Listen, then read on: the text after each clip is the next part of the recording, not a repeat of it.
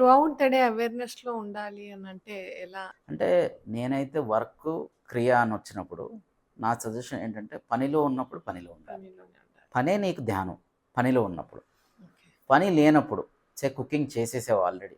ఇప్పుడు నువ్వు అన్నావు గదా! క్యారెట్స్ కోస్తున్నాను. హ్మ్. The sound of it. హ్మ్. ఆ నైఫ్ ఎళ్లి ఇలా కట్ చేస్తుంది. హ్మ్. అప్పుడు సౌండ్ వస్తుంది కదా! ఆ సౌండు, ఆ కలరు, లేదు దాన్ని అలాగా మనం దాన్నేమంటారు? పోపేయడాన్ని ఫ్రై ఏమంటారు? చేస్తాం. పోపేయడాన్ని ఏమంటారు ఇంగ్లీష్‌లో? ఆ! Seasoning seasoning. జేస్తున్నాం. హుహు. ఆ సీజనింగ్ ఎంత బ్యూటిఫుల్ ఉంటది. ఇంతకంటే కలర్‌ఫుల్. మెడిటేషన్ ఉందా? కుకింగ్ కంటే బెటర్ మెడిటేషన్ మనకుండదు ప్రాపంచికంలో. అసలు నువ్వు ఆలోచించు చూద్దాం. పోపేసినప్పుడు ఆలోచించు. ట్రై చెయి. You can't. ఎందుకంటే it so absorbing, so pulling. నువ్వు చేయలేవు. అందుకే పనిలో ఉన్నప్పుడు నా advice be in work. Be mindful. స్లోగా చెయ్యి.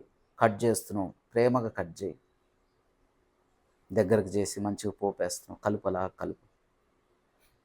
లైక్ ఏ యూనో లైక్ ఏ మెడిటేషన్ ఓన్లీ. అలా థాట్‌లెస్‌గా వర్క్‌ని ఎగ్జిక్యూట్ చేయి. ఫుల్‌గా ఉండు యాక్టివిటీలో. ఫుల్‌గా పూర్ణంగా ఉండు. అదే ధ్యానం. ధ్యానం మనం ఏం చేస్తున్నాం? పూర్ణంగా ఉండడానికి ప్రయత్నిస్తున్నాం కదా! ఇది ఇక్కడ కూడా అదే చేస్తున్నాం. పూర్ణంగా ఉండాలి. సో పనిలో పూర్ణంగా ఉంటే అక్కడ నీకు ఎంతో లిబరేషన్ వస్తుంది. You see the sense of freedom you get. పని చేసినప్పుడు ఎంత ఫ్రీడమ్ ఉంది?